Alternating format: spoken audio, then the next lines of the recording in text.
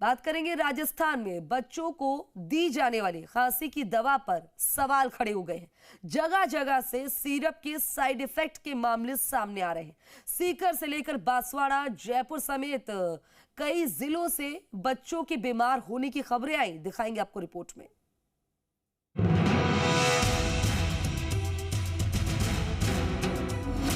खांसी की दवा बनी खतरा, मासूम हो रहे हैं बीमार। डेक्स्ट्रोमेथोर्फन सिरप पर सवाल, जी राजस्थान की खबर का असर, जानलेवा सिरप पर लगा बैन। जी राजस्थान की खबर का असर हुआ, जिस पर सरकार ने संज्ञान लिया और खांसी की सिरप डेक्स्ट्रोमेथोर्फन हाइड्रोब्रोमाइड पर बैन लगाया गया है। जी राजस्थान ने इस खबर को प्रमुखता से दिखाया था और दवा को लेकर सवाल उठाया था। मासूम की जिंदगी खतरे में डाल रही सिरप को लेकर लोगों को जागरूक किया था, जिसके बाद बड़ा एक्शन लिया गया है। दरअसल राजस्थान में बच्चों में खांसी की दवा के साइड इफेक्ट के मामले लगातार सामने आ रहे हैं।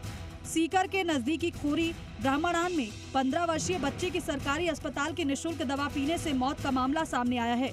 बांसवाड़ा में भी बच्चों को खांसी में दिए जाने वाले डेक्स्ट्रोमेथोर्फन सिरप पीने से बच्चे बीमार हो रहे हैं। इस दवा के ओवरडोज के लक्षणों से मिलते जुलते 5 से 6 बच्चे पिछले दिनों एमजी अस्पताल में भर्ती हो चुके हैं। 3 बजे उठा, 3 बजे उठने पे उसको पानी पिला दिया, 2 घूंट पानी पिलाया, फिर वो सो गया। फिर वो 5 बजे उठा नहीं, बेहोशी हालत में रहा। तो हमारे डॉक्टर के पास गए, गांव के डॉक्टर के पास गए, तो डॉक्टर खुद साथ में जाके हमारे एसके हॉस्पिटल में गए सीकर में, तो वहाँ डॉक्टर ने मृत घोषित कर दिया उसको। फिर चाचा जी लेके हॉस्पिटल में आए, हम सब लेके आए तो यहाँ पे अनीता हॉस्पिटल है, वहाँ लेके आए तो वहाँ पे बहुत सीरियस बताया। उन्होंने बोला कि अच्छे हॉस्पिटल में दिखाओ आप। आँखें भी नहीं खोल रही थी, मुंह भी नहीं, कुछ भी हलचल नहीं हो रहा था।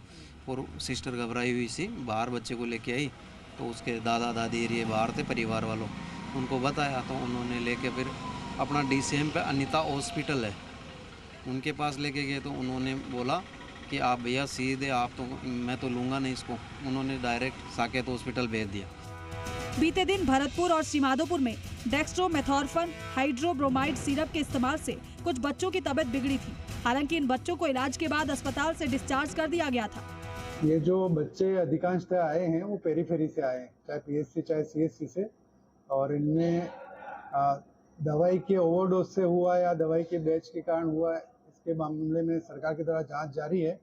और जो बच्चे इससे पीड़ित आए और लक्षण लेके आए, उनका यहाँ MG में इलाज जारी है, और कुछ बच्चे इसमें से छुट्टी लेके स्वस्थ होकर घर भी चले जा चुके हैं। इस कफ सिरप की जो भी मरीजों को सप्लाई है, उनको रोकने के लिए सभी खंड मुख्य चिकित्सा अधिकारी, PMO एवं चिकित्सा अधिकारी प्रभारियों को निर्देश दिया गया है कि आगामी निर्देशों तक जो हमारे उच्च अधिकारियों से प्राप्त होंगे, तब तक इस कफ सिरप की सप्लाई नहीं करनी है। कल राजधानी जयपुर के एक निजी अस्पताल में एक 2 साल की बच्ची को भर्ती किया गया। चिकित्सा विभाग ने फिलहाल इस दवा के बैच को होल्ड कर दिया है। मामले को लेकर ड्रग कंट्रोलर अजय फाटक का कहना है कि हमने तुरंत दवा के सैंपल उठाए और जांच के लिए भेज दिए हैं।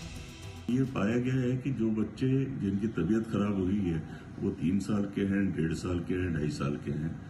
तो ऐसा प्रतीत होता है कि जो दवाई के साइड इफेक्ट्स होते हैं और जो बच्चों को नहीं दी जानी चाहिए और वो दवाइयाँ दी गई, तो उसके कारण से वो जो साइड इफेक्ट थे वो प्रेसिपिटेट हुए।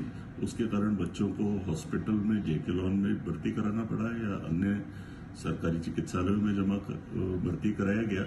लेकिन अब वे सारे के सारे स्वस्थ होने के उपरांत उनको डिस्चार्ज कर दिया गया। किसी प्रकार की कोई कैजुअलिटी रिपोर्ट नहीं की गई है। डेक्स्ट्रोमेथोर्फन सिरप खांसी मिटाने के लिए दी जाती है। ये दवा सूखी खांसी या हल्की खांसी के इलाज में मदद करती है, खासकर जब खांसी, सर्दी, फ्लू या अन्य श्वसन समस्याओं के कारण होती है। सिरप का उपयोग करने से पहले डॉक्टर से परामर्श करना आवश्यक है, खासकर यदि मरीज को अन्य स्वास्थ्य समस्याएं हैं। ओवरडोज के लक्षण: चक्कर और बेहोशी, अत्यधिक नींद या सुस्ती, श्वसन दर्द धीमी होना, हृदय गति में बदलाव, मांसपेशियों में कमजोरी या दर्द, उल्टी या दस्त। ड्रग कंट्रोल विभाग राजस्थान का कहना है कि वैसे तो पूरे मामले में विस्तृत जांच 5 से 6 दिन में सामने आ जाएगी।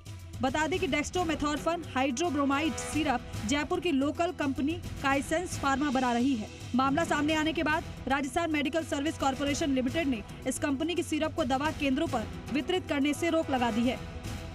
जी मीडिया के लिए अजय ओझा, अशोक शेखावत एवं एवज पांचाल की रिपोर्ट।